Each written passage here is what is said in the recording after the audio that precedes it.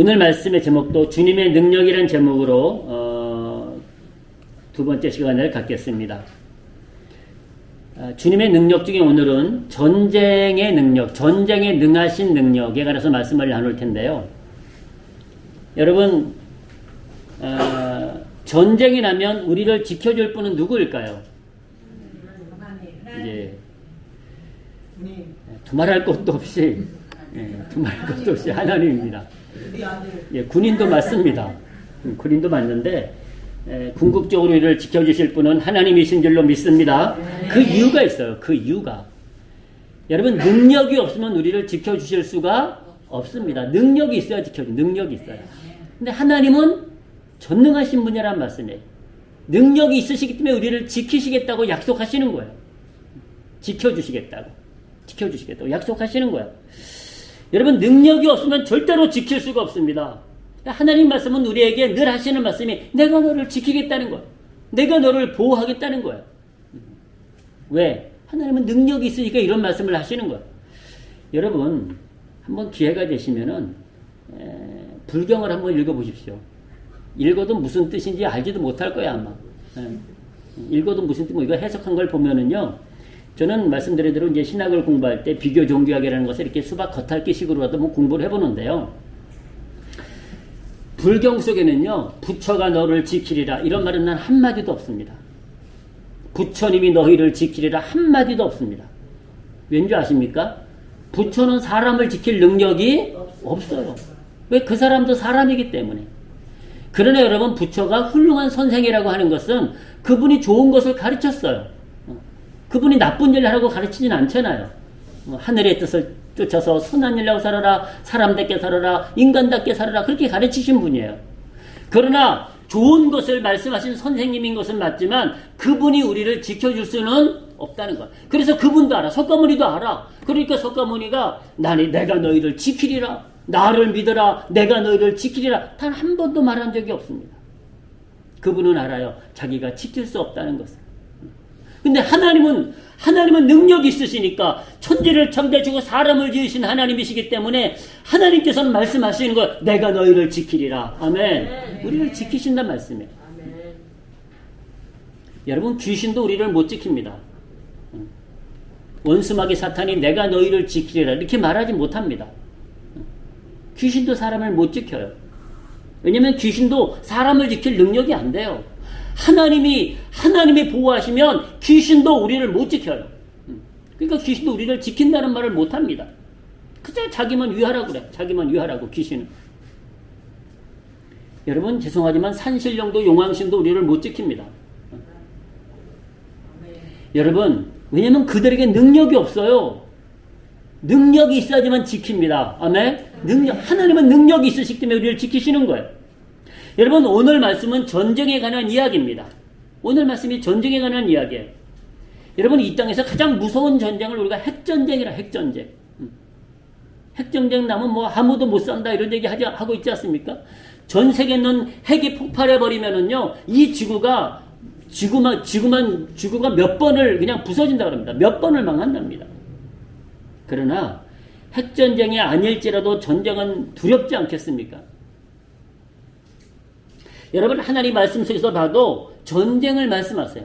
수없는 전쟁이 있습니다. 성경에도 보면 수없는 전쟁이 있고, 우리 민족도 보면 수없이 많은, 누가 연구해 봤는데 995번 전쟁이 있대, 우리나라가. 얼마나 많은 전쟁을 했습니까? 하나님 말씀 속에서도요, 세상 끝에도 전쟁이 일어나, 난리가 있다, 난리가 전쟁 아니겠습니까? 그 말씀을 놨습니다. 자, 마태복음 말씀을 봉독해 드립니다. 마태복음 24장 6절부터 보시면 이렇게 말씀해요. 난리와 난리의 소문을 듣겠으나 너희는 삼가 두려워 말라. 이런 일이 있어야 하되 끝은 아직 아니니라. 끝날 때쯤에 세상 끝에 난리와 난리의 소문이 있는데 두려워하지 말래요. 아직 끝은 아니래요. 난리가 있을지라도. 민족이 민족을, 나라가 나라를 대적하여 일어나겠고 초체의 기근과 지진이 있으리니 이 모든 것이 재난의 시작이니라 했어요. 하나님께서 이 땅을 심판하시는 재난의 시작이다라고 말씀하십니다. 여러분, 우리가 지금 우크라이나에 살고 있다면 얼마나 두려울까요? 그렇죠? 사상자만 해도 지금 헤아릴 수 없을 만큼 수만 명이 죽었다고 하고 있지 않습니까? 사상자만 해도. 그 다음에 그 피난민들 보니까요, 피난민들이 2천만 명이 넘는데, 전쟁 난민이 지금 2천만 명이 넘는데. 여러분, 그분들은요, 지금 텐트 치고 살아.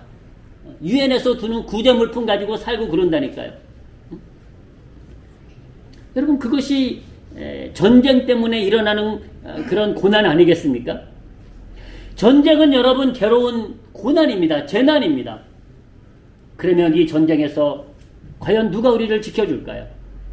조영욱 집사님 얘기하셔서 군인들이 지켜줄 것입니다. 무슨 말인가 하니 나라가 지켜줄 것입니다. 나라가 지켜줍니다. 맞습니다. 그러나 나라가 지켜주지 못하는 전쟁이 있을 수 있다는 거예요. 군인들이 지켜주지 못하는 전쟁이 있습니다. 그때 누가 지켜주겠냐는 거예요. 예, 한번 같이 하시겠습니다. 하나님이 나를 지키신다. 믿으십니까? 여러분, 우리가 안전한 것은요, 우리가 두려워하지 않을 것은 하나님은 하나님의 자녀를 반드시 지키십니다. 반드시 지키십니다.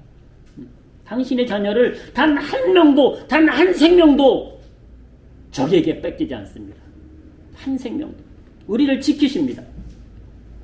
여러분, 그래서 오늘은 전쟁에 관한 말씀을 몇 군데 나눌 텐데요. 오늘 본문도 이스라엘과 블레셋과의 전쟁 이야기입니다. 이스라엘과 블레셋이 전쟁이 일어났는데요. 사실 이 전쟁은 일방적인 전쟁이에요. 블레셋이 강한 나라이기 때문에 이스라엘 군사들이 말씀 속에 보면은요, 그들이 두려워 떨었다 그랬어요. 아무것도 못하는 거예요. 여러분, 돌격 앞으로! 그러는데 다리가 떨려가지고 돌격을 못하는 거야. 그러면 그 전쟁은 뭐 보나마나 아니겠습니까? 싸울 힘이 없는 거야. 저들과 싸워야 승산이 없다는 것을 이스라엘 군인들은 잘 알고 있어요. 그러니까 이스라엘 군인들이 아무것도 못하고 두려워 떨어서 숨어 있었습니다. 아무도 앞에 나가지 않아. 돌격 앞으로! 라고 사울왕이 외치는데도 아무도 나가질 않습니다. 블레셋의 골리앗은 너네들이 항복하든지 나와 싸우든지 하라고 큰 소리 치고 있습니다. 그때 누가 나타나는 거 아니? 어린 소년 다윗이 나타납니다. 어린 소년. 여러분, 갑옷을 입고 칼을 찾는데 질질 끌렸다 그랬어요. 어려가지고. 그러니까 키가 150도 안 됐다는 얘기 아니겠습니까? 어렵다는 얘기입니다. 어린 소년이에요. 갑옷을 입고 칼을 차니까 질질 끌리는 거예요. 그런데요, 놀랍게도 이 믿음의 사람 한 사람 다윗을 통해서 이 블레셋과의 전쟁에서 승리합니다. 믿음의 사람 한 사람을 통해서 말이죠. 이스라엘의 구원을 받는 거예요.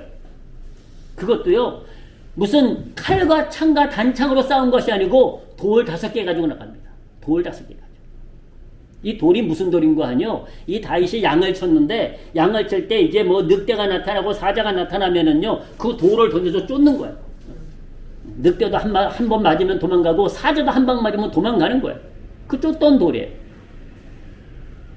여러분, 다윗이 그 어린 나이에, 나이가 뭐 많이 내가 20살 안쪽 아니겠습니까? 그 어린 나이에 그가 이렇게 고백합니다. 오늘 본문에 우리가 읽은 말씀인데요. 다시 한번 보실까요? 놀랍게 그 다윗의 한번 고백을 들어보시겠습니다. 다시 7장 가서 7장 45절부터 한번 보십시오. 이렇게 말씀합니다. 다윗이 블레셋 사람에게 이르되, 이것이 골리앗이에요. 골리앗에게 이르되, 너는 칼과 창과 단창으로 내게 오거니와 나는 만군의 여호와의 이름 곧 내가 모욕하는 이스라엘 군대의 하나님의 이름으로 내게 가노라. 아멘. 야, 이것이 가능한 일일까요? 전쟁 중에 말이죠. 그는 그냥 돌 5개 들고 가는 거예요. 골리앗은 뭘 들고 온다고요? 칼과 창과 단창을 들고 오는데 말이죠. 누가 싸움에서 이기겠습니까? 근데 그는 나는 만군의 주 여호와의 이름으로 나간다는 거예요. 멋있지 않습니까? 이런 담대함이 있으시기를 주의로 축복합니다. 조금 더 보십시오. 오늘 여호와께서 너를 내 손에 붙이시리니 내가 너를 쳐서 내 머리를 베고 블레셋 군대의 시체로 오늘날 공중의 새와 땅의 들짐승에게 주어 온 땅으로 이스라엘의 하나님이 계신 줄 알게 하겠다. 그러면서 또 얘기합니다. 또 여호와의 구원하심이 칼과 창에 있지 아니함을 이 무리로 알게 하리라. 전쟁은 여호와께 속한 것인즉 그가 너희를 우리 손에 붙이시리라. 여러분, 다윗의 이 고백을 우리는 잘 보셔야 되는데요. 여호와의 구원하심은, 이것은 여호와의 승리하심은요, 칼과 창에 있지 않다는 말씀은 뭔고 하니 무기에 있지 않다는 거예요. 무기에. 핵을 미국이 아무리 많이 가지고 있고 러시아가 가지고 있고 중국이 아무리 가지고 있어도 여러분, 하나님의 구원하심은 그 핵과 상관이 없다는 거예요. 칼과 창에, 여호와의 구원하심이 칼과 창에 있지 아니함을 이 무리로 알게 하리라. 전쟁은 여호와께 속한 것인즉 그가 너희를 우리 손에 붙이시리라. 할렐루야. 이 다윗이 멋지게 고백하고 나가서 골리앗과 싸워서 승리하지 않습니까? 한 사람이 믿음을 통해서 이 이스라엘을 구원하십니다. 여러분, 다윗의 절친이 있습니다. 그가 누군가 하니 요나단이라. 요나단. 저희 아내가 아들 나면 이름을 나단으로 준다고 얼마나 나단을 좋아해가지고. 그래서 저는 뭐 또 이름이 나단이냐고. 근데 이 요나단을 이름을 좋아해가지고 아들만 남은 나단 짓는다더니 하나님이 아들을 안 주시더라고요. 근데 이 요나단이 사울의 아들이에요. 사울의 아들. 다윗과는 원수 아니었습니까? 사울하고 다윗하고. 그런데도 이 요나단이 옳은 것을 선택해요. 그의 삶으로는. 그걸 이제 좋아했기 때문에 아들을 낳으면 요나단, 나단이라고 짓고 싶었다는 거예요.